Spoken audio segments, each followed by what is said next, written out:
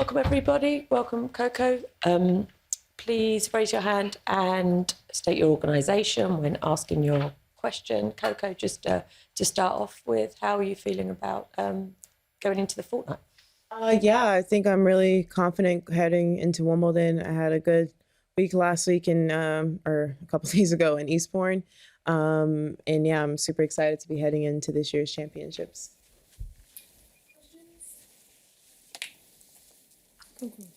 How well prepared would you say from Eastbourne?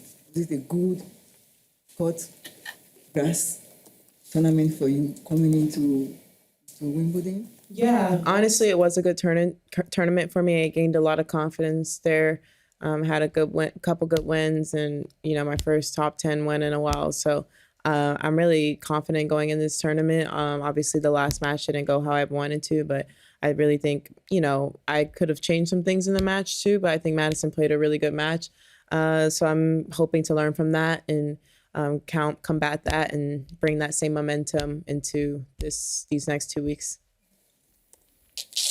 Coco here, answer about TennisNet. A couple of weeks ago, I listened to a podcast of Patrick McEnroe and Rick Massey, and Rick said he would be in a constant exchange with your father, and that maybe you would in the fall come to him and work on some technique. Is any truth to that? What's your relationship? Yeah, I haven't spoken to Rick personally, but yes, he has been, and him and my dad converse a lot, not just now, but over the years. And yeah, that was one of the options to do that after the season is over. Obviously, it's far from now, so I can't really confirm. But yeah, I believe based off what you told me, everything is true. Hi, Coco. I'll just ask you about your first round opponent, Sophia Kenin. You played her twice. Once in the tournament, she went on to win the Australian Open in 2020, and then this year when she's trying to come back. How would you compare her game style both times? I mean, the 2020, honestly, I don't remember so much from that match. I believe we split sets, and I lost in the third. And honestly, her game was pretty similar. I think I just got better. So, and obviously, she was in a tough spot earlier this year. But I think coming through qualifying, she'll have a lot more confidence. So I'm not expecting an easy match at all. It's going to be a tough match.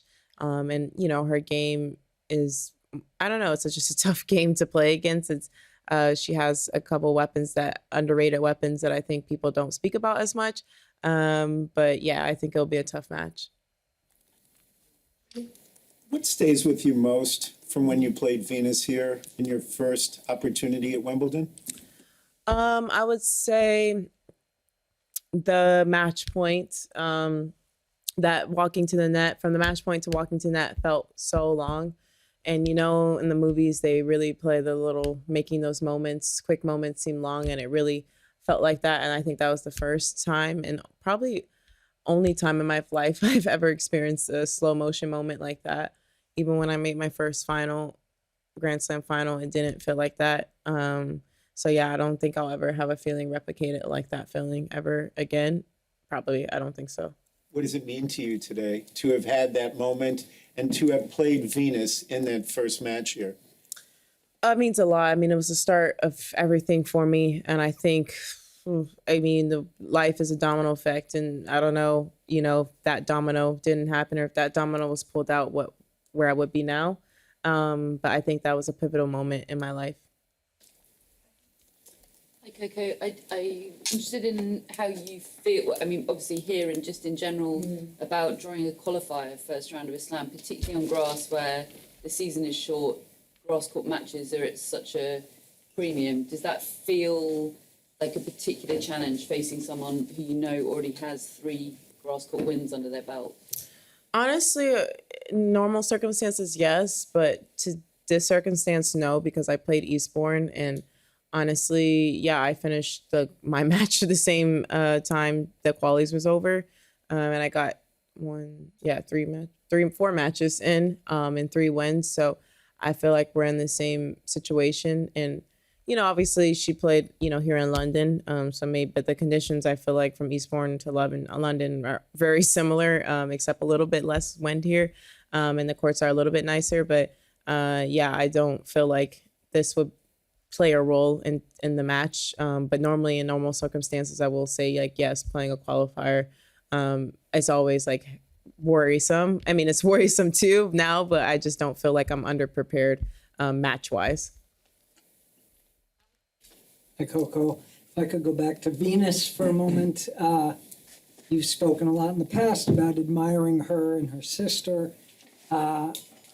Just want to get your thoughts on Venus still being out here. She's going to be back on center court for the first time in a while here, and at her age, but maybe more importantly, what she's meant to people like yourself, other players, and the game itself, what the significance is of having her still be in action. Yeah, for me, Venus, the most inspiring thing about her is the love that she has for tennis. And I don't think that love has swayed over the course of her career.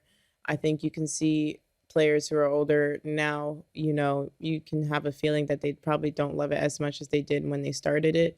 I don't have that feeling with Venus, and I hope that I'm the same way with her. I don't think I'll be playing at 42, I believe. I don't think I'll be playing at that age. Maybe, I don't know. She said the same thing, so we'll see.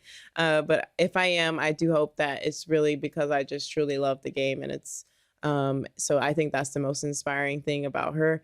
And obviously just her grit for every match, every bout. I watched a couple of her matches last week, and just the will to want every point is something that's inspiring. And, I feel like I have that same hunger, but I try to continue to reach that level of hunger that she has for every point, no matter what tournament it is, Grand Slam or, 250. It seems like she's just fighting for every point. So I think that's the most inspiring things in my eyes of Venus Williams. Hi, Coco. We used to talk about how tricky it was to go from clay to grass because it's a quick turnaround, but it seems to me that nowadays players you're adjusting pretty quickly and easily. I just want to know from your experience, is it really feeling like having to switch to a completely unknown, or do you naturally find your footing rapidly? It's definitely a switch for me. It's not so much for the foot, no, not the footwork, sorry. It's not so much like, if I feel like I'm going to fall or stuff. It's really just the footwork of it. I think grass is probably, you have to have great footwork every surface, but I feel like grass for me is the most important surface to do really, really important and pay attention to the feet because it can go really fast. And some courts are really slower than others. But the transition, I do think, is something I'm getting better with because of the experience in the past that I've had switching the clay to grass. I do think if it's your first time, your first year on tour, it's like kind of tough to make that transition so fast because in junior tournaments and other tournaments, you really don't play grass, let alone switching that fast. So yeah, it's something that I think I will get better over time. But I do think this year, I feel like I made the adjustment really well. You're one of the few players to have won a WTA title as a lucky loser. Can you think back to that week and did having that second chance make you play more relaxed or more free?